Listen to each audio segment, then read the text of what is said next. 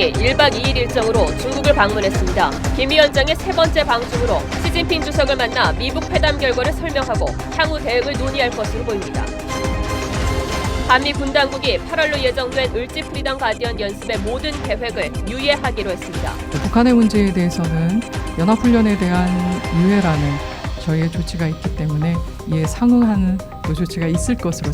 한미연합훈련이 일시 중단된 건 28년 만이며 청와대는 우리 자체 훈련인 을지 연습 중단 가능성도 밝혔습니다. 전남 강진에서 여고생이 아르바이트를 하러 집을 나선 뒤 연락이 끊겨 나흘째 실종 상태입니다. A양의 집에서 20km 떨어진 야산입니다. 이곳에서 A양의 휴대전화 신호가 끊겼습니다. 여고생이 마지막으로 만난 것으로 알려진 아버지 친구는 숨진 채 발견됐습니다. 미국이 중국산 제품에 또 10%의 관세를 물리겠다고 경고하자 중국도 강력한 반격에 나서겠다고 밝혔습니다. 미중 무역 전쟁이 전면전으로 확대될 조짐에 아시아 금융시장은 요동쳤습니다. 내전을 피해 제주도로 몰린 예멘 난민이 500여 명에 이르면서 난민 수용 문제를 두고 찬반 논란이 벌어지고 있습니다. 미국에서는 불법 이민자들을 기소하고 부모와 아이들을 격리시켜 파장이 일고 있습니다.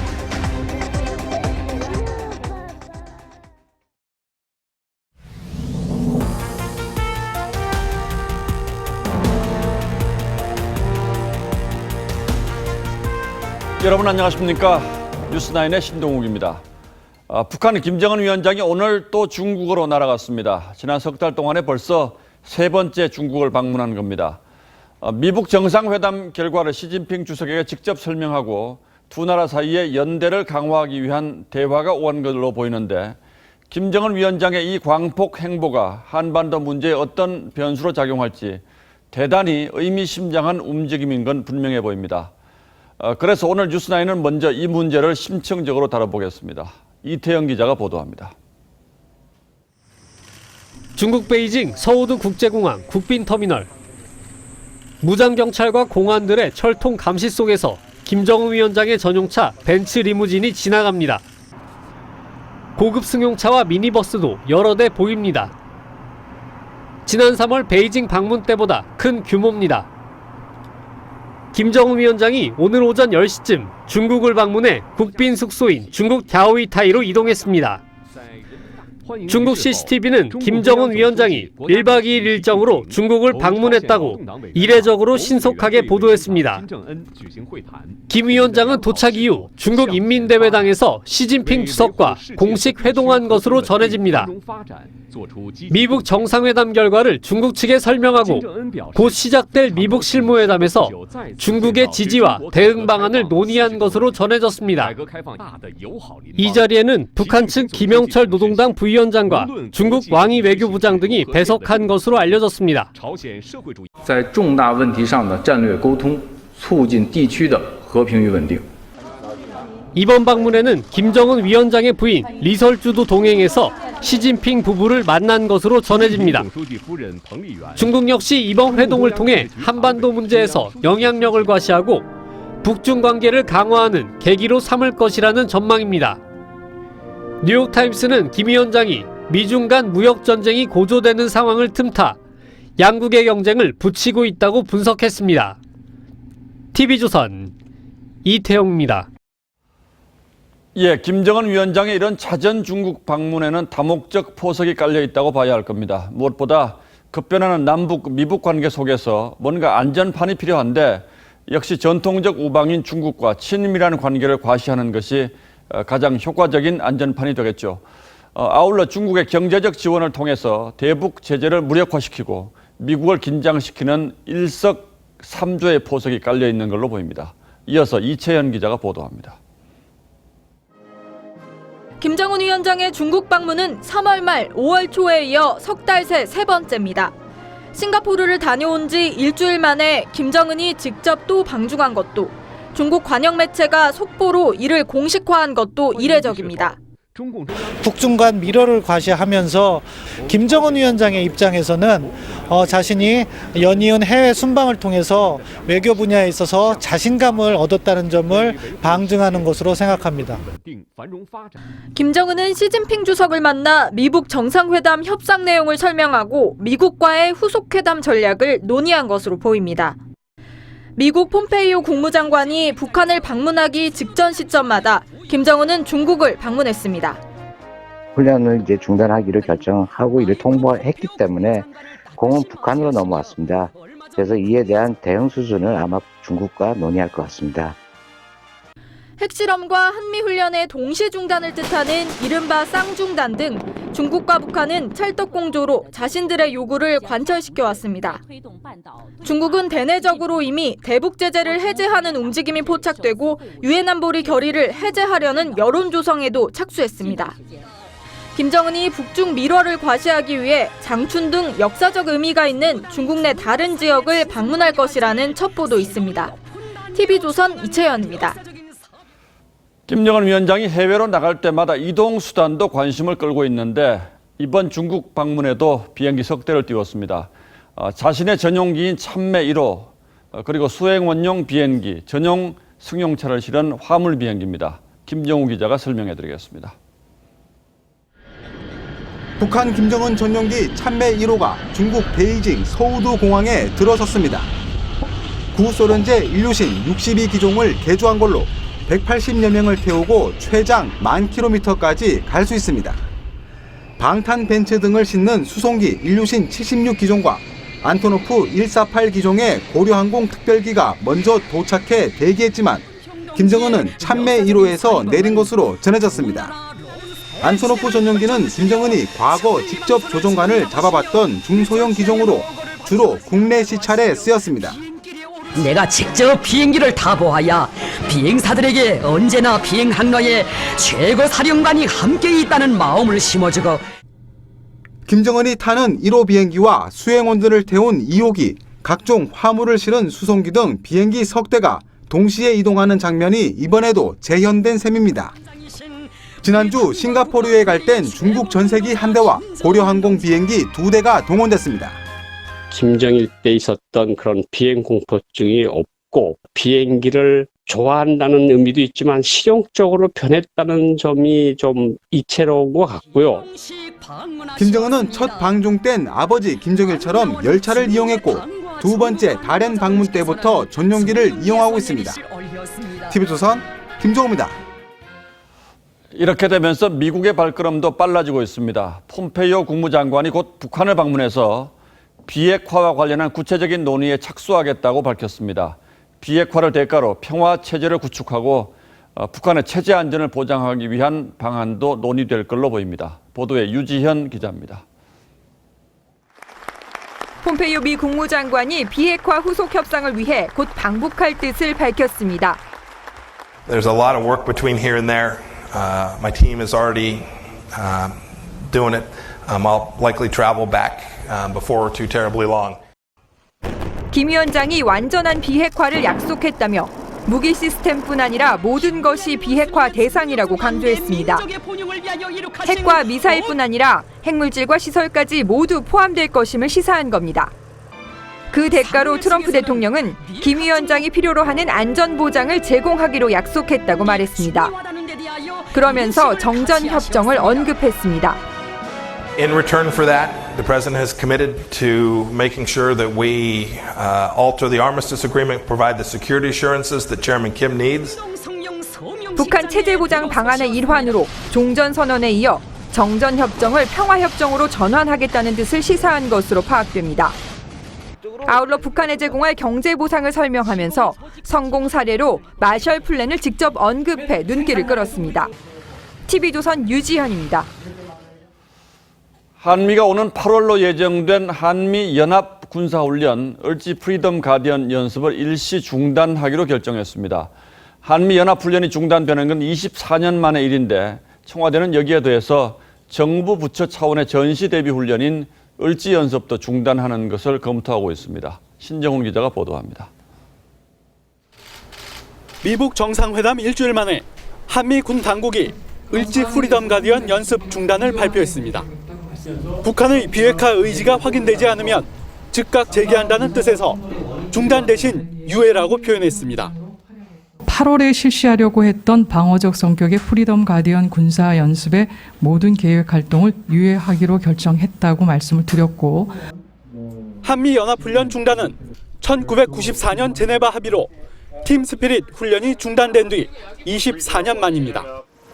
매년 상반기 실시되는 키 리졸브와 독수리 훈련 등의 중단 여부는 결정되지 않았다고 했습니다. 후속하는 다른 연습에 대한 결정은 아직 이루어지지 않았다고 분명히 말씀드렸습니다. 청와대는 정부 부처 차원에서 실시되는 을지 연습에 대해서도 중단 가능성을 열어두고 논의하고 있다고 했습니다.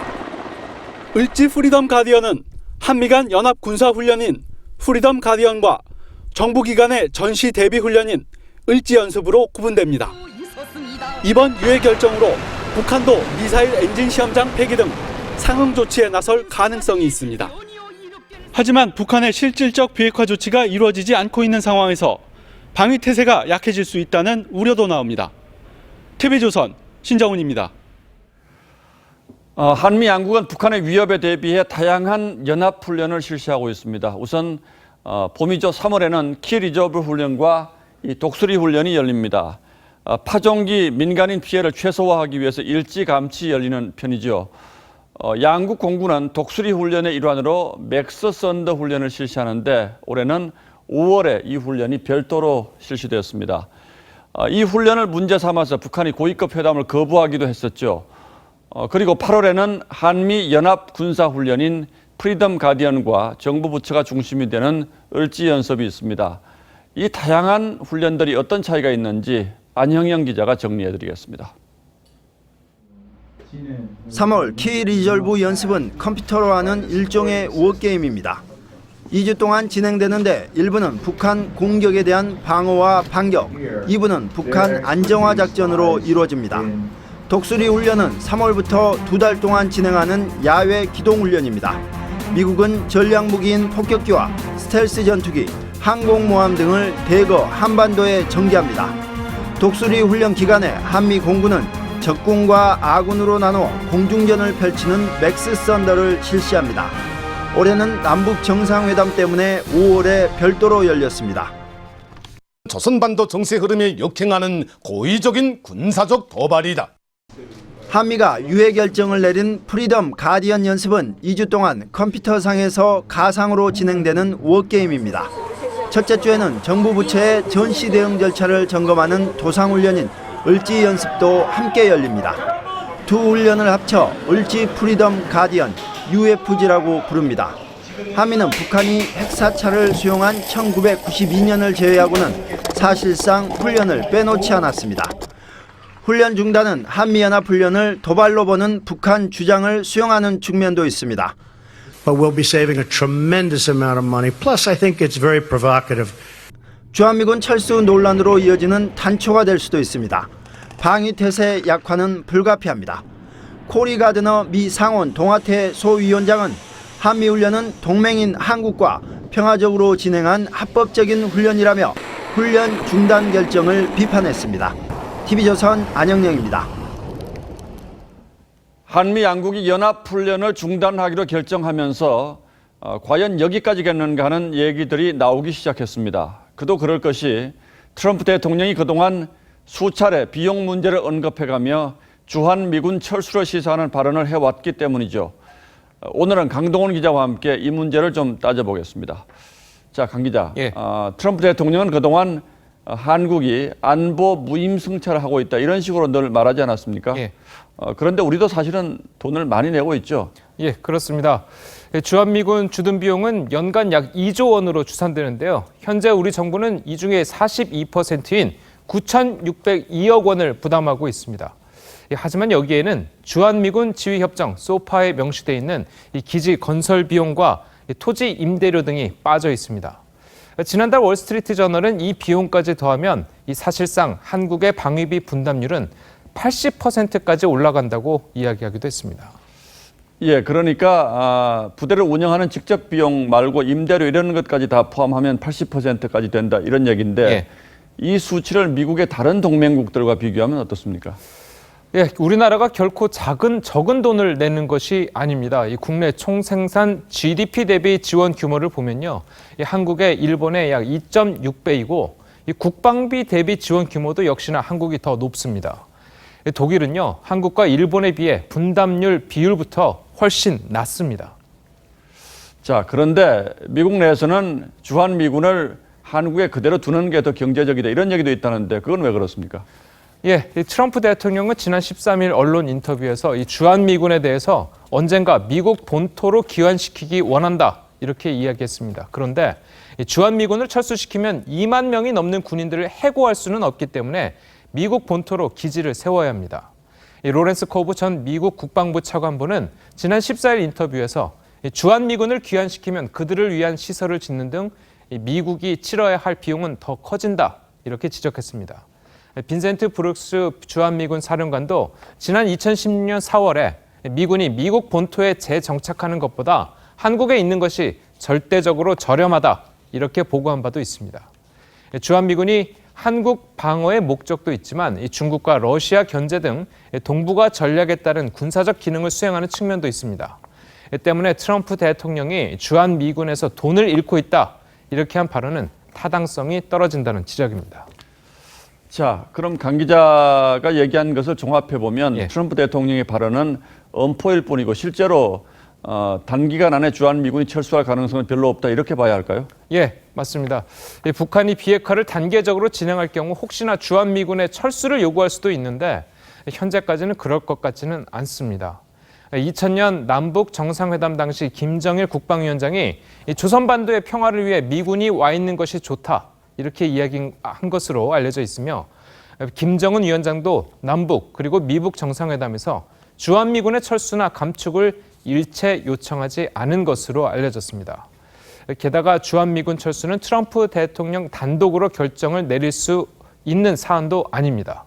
지난달 24일 미국 하원 본회의를 통과한 국방 수권 법안으로 인해서 의회의 승인 없이는 주한미군 규모를 2만 2천 명 미만으로 줄일 수 없게 돼 있기 때문입니다. 자, 그런데도 불구하고 트럼프 대통령이 계속 이 얘기를 하는 걸 보면 거래의 달인이라고 하는 트럼프 대통령이 뭔가 노리는 다른 게 있다 이렇게 볼 수도 있겠군요. 예, 강동원 기자 잘 들었습니다.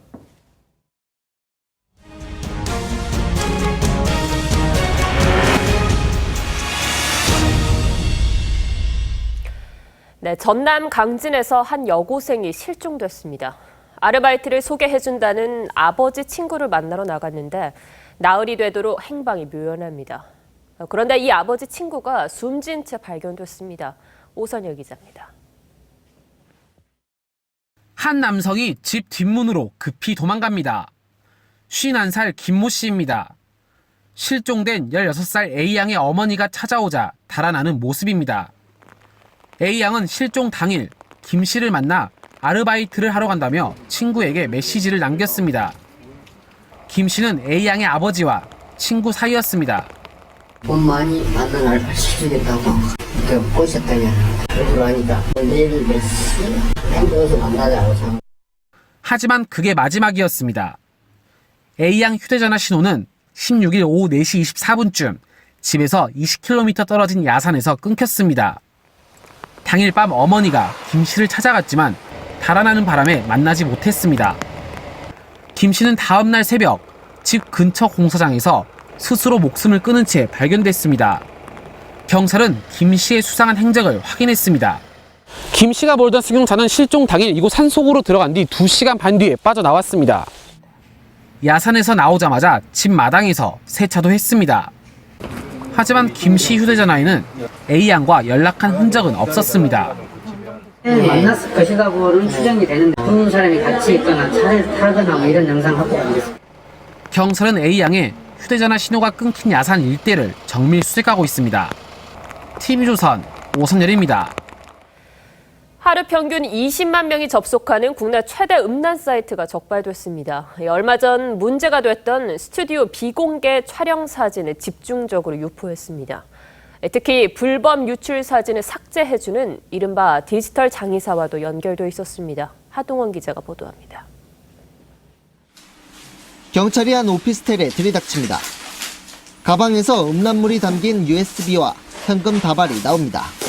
음란물 유포 관련해서 공개사실을 접수하는 겁니다. 40살 이모 씨 등 6명은 지난 2016년 2월부터 음란 사이트 3곳을 운영했습니다. 한 곳은 개설 2년 만에 국내 최대 규모가 됐습니다. 이들은 접속자를 늘리기 위해 얼마 전 문제가 된 스튜디오 비공개 사진을 이용했습니다. 외국의 서버를 둔 음란물 사이트 두 곳에서 사진을 구매한 뒤 다시 올리는 방법을 썼습니다. 이들이 올린 사진은 3만 건, 피해 여성은 110명이 넘습니다. 이 사이트의 지난 4월 접속자는 510만 명으로 석 달 만에 3배 넘게 늘었습니다. 이씨 등은 음란 사이트에 도박이나 성매매 광고를 실어 모두 4억 9천만 원을 챙겼습니다. 광고 비용은 가상화폐로 받았습니다.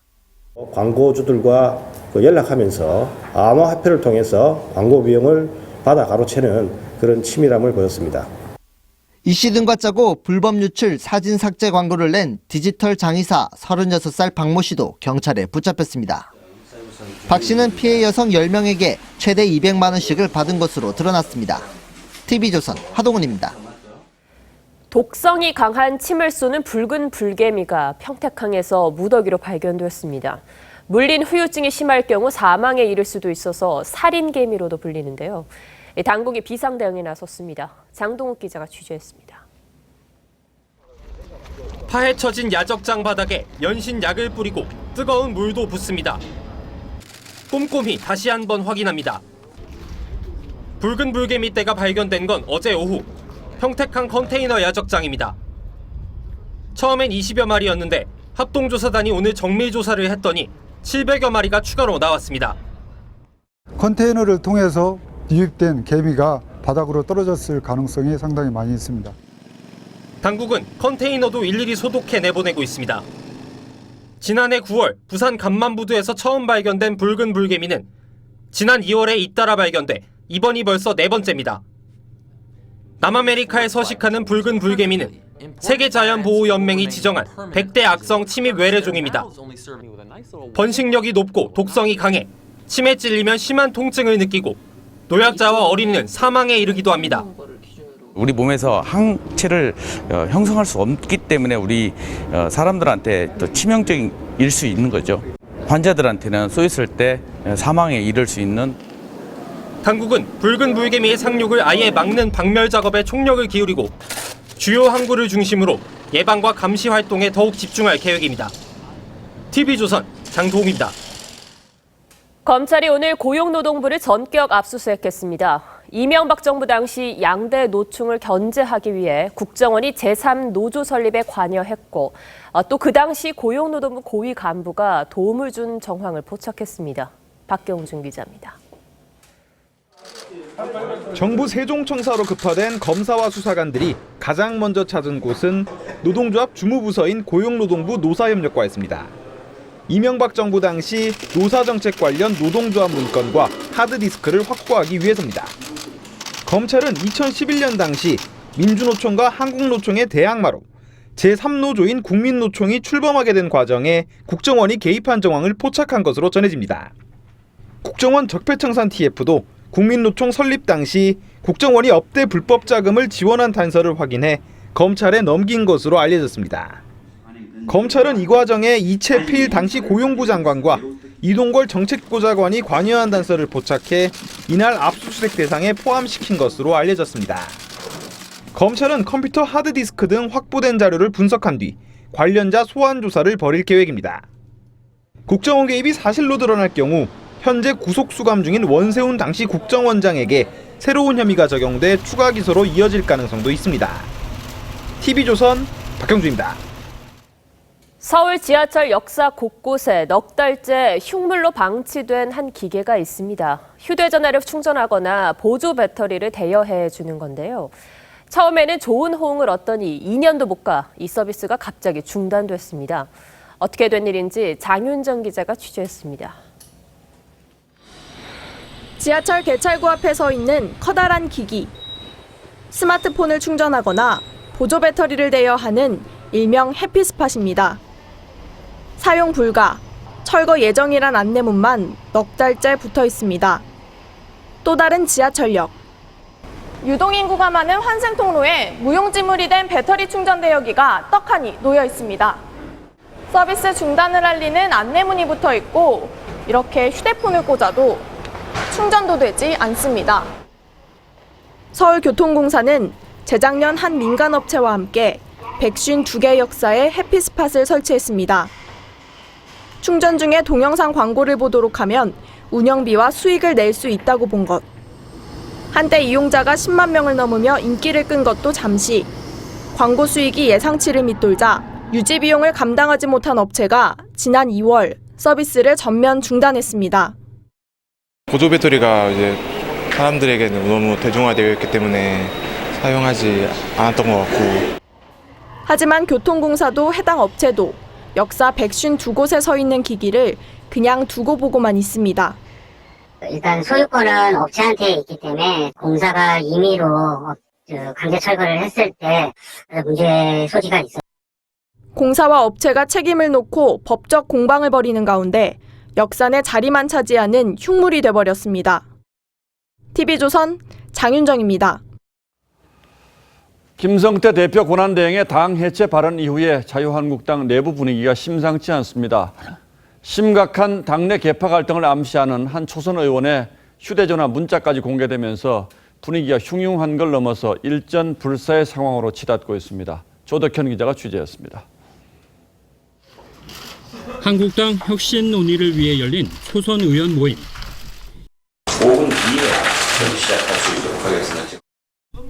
이곳에서 포착된 한국당 박성준 의원의 휴대전화 화면입니다. 오늘자 현안 회의란 메모엔 친박 비박 싸움 격화, 탈당파 비난, 친박 핵심 모인다는 글과 함께 다른 의원들의 실명이 적혀 있습니다. 마지막엔 세력화가 필요하다며 적으로 본다, 목을 친다는 내용까지 담겼습니다. 박 의원이 바른미래당에서 복당한 의원들과의 조찬 모임에서 작성한 것으로 알려진 메모입니다. 김진태 의원은 당 해체될 판인데 계파 싸움으로 당권 잡아 뭐하겠다고 저를 까라며 비판했습니다. 김성태 대행은 급히 초선 의원들을 만나 계파는 용납하지 않겠다며 파문 수습에 나섰습니다. 이 시간 이후부터 어떠한 모임이나 그런 오해를 살 수 있는 그런 불필요한 모임은 용납을 하지 않겠습니다. 하지만 모레쯤 열릴 것으로 보이는 의원총회에서 계파 간 정면 충돌을 피하기는 힘들어 보입니다. 초선 의원들은 오는 21일 다시 모여 당 혁신에 대한 끝장 토론을 벌일 예정입니다. TV조선 조덕현입니다. 이번 지방선거에서 압승한 더불어민주당에서는 느닷없이 포스코 회장 문제가 불거져 나왔습니다. 포스코는 지금 신임 회장을 뽑기 위한 절차를 진행 중인데 이 절차가 밀실에서 진행 중이고 물러난 전임 회장이 개입하고 있다는 주장입니다. 그런데 민간 기업의 회장 선임에 집권 여당이 이렇게 나오는 것도 자연스럽지는 않다는 지적이 있습니다. 홍혜영 기자가 취재했습니다. 더불어민주당이 2달째 회장 선출을 진행하고 있는 포스코의 인사에 문제가 있다고 지적했습니다. 후보 추천 방식을 바꾸는 등 밀실 인사가 이루어지고 있다며 전임 회장이 뒤에서 개입한다는 의혹을 제기했습니다. 지난 4월 18일 사퇴를 선언한 권오중 회장이 후보자 선출 과정에 여전히 영향력을 미치고 있다는 소문도 있습니다. 민주당은 인사 절차의 투명성을 담보하도록 제도적으로 손을 보겠다는 뜻을 내비쳤습니다. 절차적 투명성이 굉장히 중요하고 어떤 제도화 이런 것들이 저희들은 필요하다고 보고 있습니다. 여당이 포스코 인사를 거론한 자체가 인사 개입 의지로 해석될 수 있다는 지적이 나옵니다. 개별 회사에 대해서 직접 정치권이 영향력을 행사하는 것은 곤란하다고 보여지고요. 제도적인 측면에 있어서 바람직하게 주주의 이해관계를 반영하는 민간. 포스코 권오준 회장은 임기를 2년 남겨두고 사의를 표명해 정권 외압설이 제기됐습니다. 이달 초에는 바른미래당이 청와대 장하성 정책실장에 포스코 인사 개입 의혹을 제기하자 청와대가 명백한 허위라며 반박했습니다. TV조선 홍혜영입니다. 민주당이 문재인 대통령 임기 내에 남북 간의 철도, 도로, 가스관 연결을 추진하기로 했습니다. 이를 위해 국회에 남북 특위를 설치할 계획입니다. 주원진 기자입니다. 민주당 지도부와 김현미 국토부 장관, 천혜성 통일부 차관이 남북 교통 인프라 연결을 위한 간담회를 열었습니다. 민주당은 문재인 정부 임기 내에 남북 경협의 핵심인 교통 인프라를 구축할 것을 주장했습니다. 철도, 도로와 적어도 가스관 정도는 문재인 정부 임기 안에 가시적인 성과가 나타나야 한다 이렇게 보고 있습니다. 민주당은 단기적으로는 개성공단 통근 열차를 시작으로 평양 여객 열차, 장기적으로는 경의선, 경원선 KTX 등을 구축할 방침입니다. 또 남한에서 쓰지 않는 기차를 북한의 무상 지원에 남북 경협에 활용할 계획입니다. 민주당은 경협 구상 실현을 위해 국회 내 남북 특위 구성을 제안했습니다. 남북 특위는 입법권까지도 좀 갖고 또 예산에 대해서도 여러 부처가 아마 서로 이렇게 겹쳐 있을 텐데 그걸 종합적으로 할 수 있는 기존 특위 구성 의원 숫자인 18명보다 더 늘려 외교부, 통일부는 물론 국토부, 기재부 등의 업무 보고도 받을 계획입니다. TV조선 주원진입니다. 북한이 지난 2013년 이후 중단했던 집단 체조 공연을 5년 만에 재개한다고 예고했습니다. 외화벌이에 본격 나섰다는 분석입니다. 정수영 기자의 보도입니다. 군복을 입고 칼을 든 여성들이 노래에 맞춰 춤을 추고 훌라후프를 돌리는 여성 대우는 한치의 흐트러짐도 없습니다. 북한이 자랑하는 세계 최대 집단 체조 공연 아리랑입니다. 북한은 지난 2013년 아리랑 공연 이후 5년 만에 새로운 집단 체조 공연을 선보인다고 예고했습니다. 북한 전문 여행사인 고려여행사는 북한의 새로운 집단 체조 공연이 9월 9일부터 30일까지 진행된다고 했습니다. 오는 9월 9일은 북한의 정권 수립일 70주년이 되는 날로 문재인 대통령과 트럼프 대통령의 북한 방문 가능성이 거론되는 시기이기도 합니다. 새로운 정세에 맞춰서 새로운 내용으로 구성해서 북한이 발전해 나갈 그 국가의 청사진을 새롭게 제시하기 위해서 티켓 가격은 80유로, 우리 돈 약 10만 원부터 시작합니다.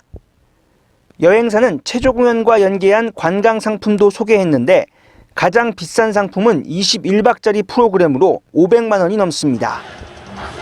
이번 공연을 외화벌이 수단으로 활용하겠다는 목적으로 보입니다. 집단 체조 훈련은 혹독한 걸로 유명해 국제사회로부터 인권 유린이란 비판도 받았습니다. TV조선 정수양입니다. 예, 다음 뉴스입니다. 미국과 중국의 무역 전쟁이 전면전 양상으로 치닫고 있습니다. 지난 15일이었죠. 미국이 500억 달러 규모의 중국산 제품에 관세를 매기겠다고 선언했고 여기에 중국이 보복 관세로 맞서자 미국이 다시 4배 달하는 2천억 달러 규모의 추가 보복에 나섰습니다. 그러면서 중국은 약탈 경제의 표본이라고 맹비난했습니다. 이 여파로 중국의 주식이 급락했고 우리는 물론 신흥국 금융시장이 요동치고 있습니다. 송지욱 기자가 보도합니다. 미국이 중국산 제품에 또다시 대규모 관세를 예고하고 나섰습니다. 이번엔 2천억 달러, 우리 돈 221조 원 규모입니다. 중국 제품을 겨냥해 500억 달러의 관세를 부과하기로 한 지 나흘 만으로 규모도 4배 키웠습니다. 이 같은 지시를 내린 트럼프 대통령은 중국이 새 관세 부과 조치를 강행하면 곧 발효될 것이라고 강조했습니다. 지난주 시진핑 주석을 만난 폼페이오 장관도 중국 지도자들의 개방과 세계화 언급은 우스갯소리라며 중국의 무역 관행은 약탈 경제의 표본이라고 맹비난했습니다. I was with President Xi on Thursday night. I reminded him that that's not fair competition. 중국은 발끈했습니다. 미국의 관세 조치에 대해 그대로 25%라는 맞보복을 결정한 중국 당국은 미국이 관세 조치를 실행하면 중국도 강력 반격할 것이라고 예고했습니다. 损害了中方的利益，那么我们会在第一时间做出反应。 미중 간 난타전에 아시아 금융시장은 요동쳤습니다. 중국 상하이 종합지수는 4.25% 급락하며 1년 9개월 만에 3,000선이 무너지기도 했습니다. TV조선 송지욱입니다. 예, 지금 제 뒤 화면에 보이는 사진, 부모와 떨어진 한 아이가 어쩔 줄 몰라 하면서 울먹이고 있는 것 같은데 미국 텍사스주의 불법 이민자 수용 시설에서 찍힌 사진입니다. 트럼프 행정부가 불법 이민을 뿌리 뽑겠다며 부모와 아이를 격리하는 조치에 들어가면서 이런 일이 지금 벌어지고 있습니다. 미국 내에서 이 비인도적 조치를 당장 중단하라는 비난이 쏟아지고 있지만 트럼프 대통령은 요지부동입니다. 보도에 고서정 기자입니다. 천여 명의 이민자들이 철망 안에 갇혀 있습니다. 콘크리트 바닥에 은박지 모양의 담요를 깔고 잠을 청합니다. 미국 텍사스주의 불법 이민자 수용시설 모습입니다. 이들 중에는 부모와 생이별을 한 어린이들도 많습니다. 트럼프 정부의 불법 이민자 부모와 아이 격리 조치에 여론이 들끓고 있습니다. 민주당 낸시 펠로시 하원 원내대표는 아이를 부모에게서 떼놓는 것은 극도의 잔혹행위라며 맹비난했고 힐러리 전 장관도 가세했습니다. Children incarcerated in warehouses and according to one account, kept in cages. This is a moral and humanitarian crisis. 공화당 벤 세스 상원의원도 미국인들은 아이들을 인질로 잡지 않는다며 비판했습니다. 하지만 트럼프 행정부는 물러서지 않습니다. The United States will not be a migrant camp, and it will not be a refugee holding facility. Won't be. 최악의 범죄자들 중 일부가 미국 입국을 위해 아이들을 이용하고 있다면서 이는 무능한 민주당의 잘못이라고 강조해 불법 이민자 정책을 둘러싼 갈등은 깊어질 전망입니다. TV조선 고서정입니다. 아프리카에서 쏟아져 들어오는 난민 문제로 유럽 여러 나라들이 홍역을 앓고 있는데 우리도 이제는 이 문제를 고민해야 할 때가 된 것 같습니다. 최근 예멘 출신 난민 수백 명이 제주도에 들어와서 난민 심사를 기다리고 있습니다. 이 난민을 받아들여야 할 것인가를 둘러싸고 논란이 뜨거운데 오늘의 포커스에서는 이 문제를 짚어보겠습니다. 입을 모아 한글을 따라 읽는 외국인들.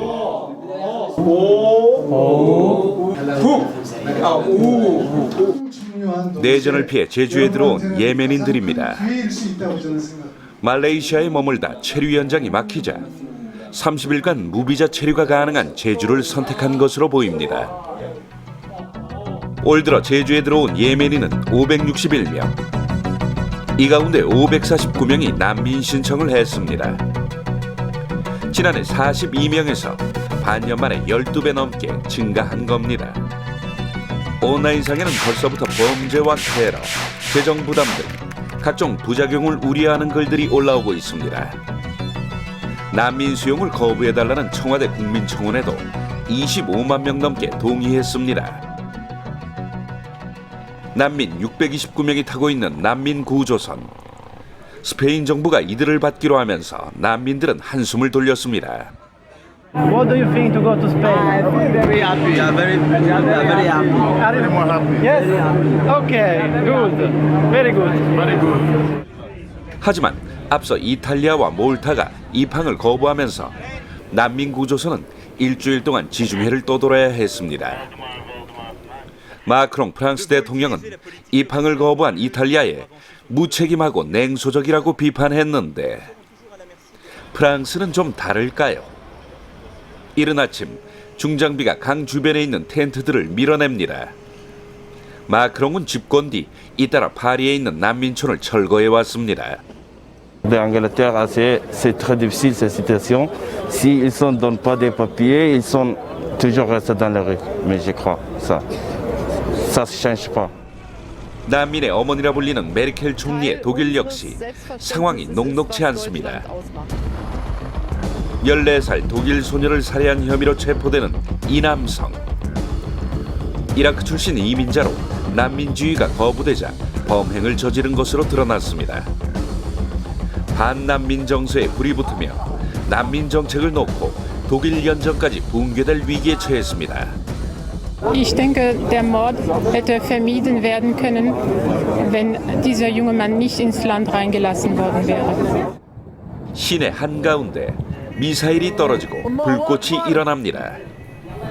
제주를 찾아온 난민들이 떠나온 예멘의 모습입니다. It's hard to go out of the conflict areas. Transferring within the country itself is really dangerous because you might get killed. 인도주의적인 접근과 현실적인 부작용 사이에서 전 세계가 고민하고 있는 난민 문제. 내일은 유엔이 정한 세계 난민의 날입니다. 우리는 어떤 선택을 해야 할까요? 뉴스나인 포커스였습니다. 네, 월드컵 소식입니다. 어제 월드컵 스웨덴전은 아쉽게 졌지만 우리 시민의식은 빛났습니다. 거리 응원이 끝난 뒤 쓰레기를 스스로 치워 행사 주최 측이 할 일이 없을 정도였는데 아주 일부지만 눈살 찌푸리게 하는 장면도 있었습니다. 박성재 기자가 취재했습니다.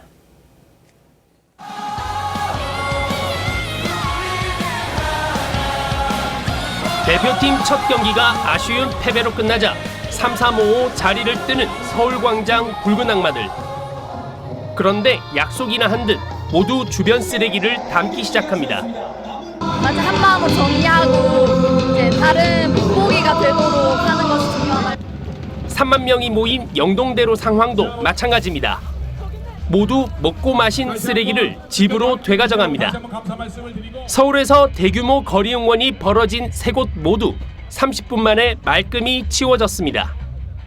이런 거 보고 우리나라도 엄청 시민의식이 발전했구나라는 생각을 했습니다. 4년 전 알제리전 패배 뒤 모습과는 딴판입니다.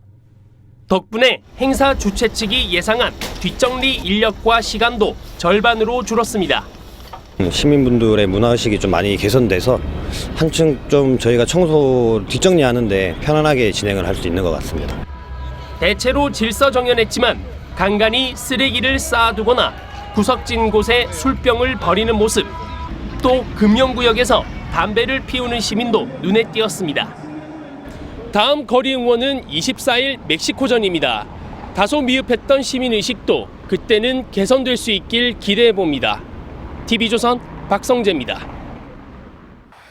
남북이 아시안게임 일부 종목에서 단일팀을 구성하기로 했는데 그 시작은 카누가 될 것 같습니다. 아시안게임뿐만 아니라 선수권 대회에서도 하나 된 팀을 추진하고 있습니다. 이다솜 기자입니다. 북소리에 맞춰 힘차게 노를 젓는 10여 명의 선수들. 그야말로 팔이 빠질 듯 전력 질주합니다. 용 모양으로 장식한 배를 타고 속도를 겨루는 카누 드래곤보트입니다. 대한카누연맹이 자카르타 아시안게임에서 드래곤보트 남북 단일팀 결성을 추진하겠다고 밝혔습니다. 현실적으로 할 수 있는 종목이 카누라는 것을 북측에 전달을 했고 북측도 거기에 대해서 잘 알고 있다고 알고 있습니다.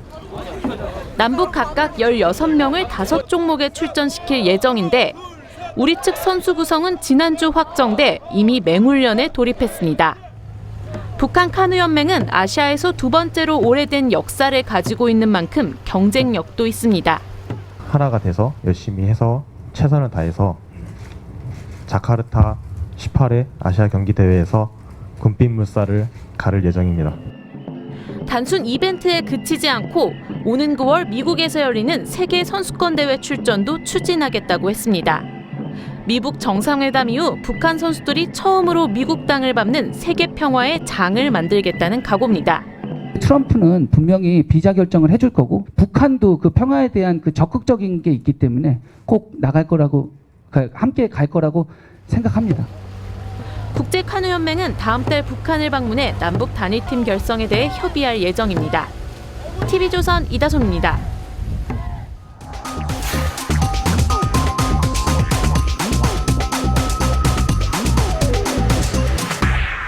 북한의 관광온 중국인이 차창 밖으로 뭔가 내밀자 어른도 아이도 서로 받으려고 모여듭니다. 이 중국인의 손안에 든 건 바로 사탕입니다. 지난 2013년 홍콩 신문은 중국인 관광객들이 마치 오리에게 먹이를 주듯 북한 어린이에게 사탕을 던져주는 행태를 보도한 바 있습니다. 그러나 북한 안내원은 항의도 못하고 또 시작이군 하며 한숨만 내쉰다고 했습니다. 중국인 관광객이 외화부리에 워낙 큰 손이어서 참을 수밖에 없다는 겁니다. 그런가 하면 중국인들이 압록강에서 배를 타고 이 북한 쪽으로 접근해서 담배와 과자를 던진 뒤에 주워가는 모습을 구경하는 관광도 성행했습니다. 이 관광 상품에 붙인 이름이 인간 사파리, 인간 동물원입니다. 그 참담한 인간 사파리가 북한 내 관광에서도 벌어진 겁니다. 국제 제재가 본격화하기 전까지 북한은 한 해 중국 관광객 24만 명으로부터 관광 수입의 90%인 350억 원을 벌어들였습니다.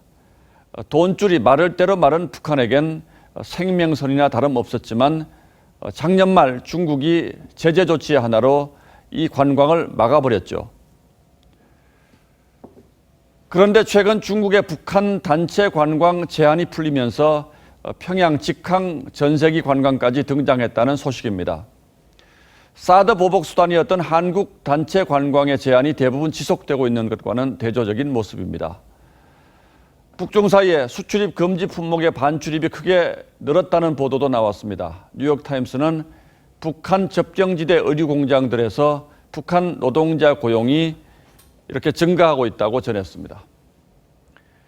싱가포르 미북 정상회담의 막후 승자는 중국이라는 평가가 나왔습니다만 중국이 앞장서서 대북 제재 흔들기에 나선 모양새입니다. 그런 가운데 김정은 위원장이 오늘 세 번째로 중국을 방문했습니다. 대북 제재는 북한을 바깥 세상으로 나오게 만든 결정적인 동력이었습니다. 앞으로도 북한을 비핵화의 길로 밀고 갈 거의 유일한 지렛대라고 봐야 할 겁니다. 비핵화의 밑그림도 그려지지 않은 상태에서 대북 제재가 무너지고 흔들린다면 한국과 미국 그리고 중국까지도 그동안 한반도 정세 안정에 기울여온 모든 노력이 물거품이 될 수도 있습니다. 6월 19일 앵커의 시선은 대북 제재와 중국이었습니다.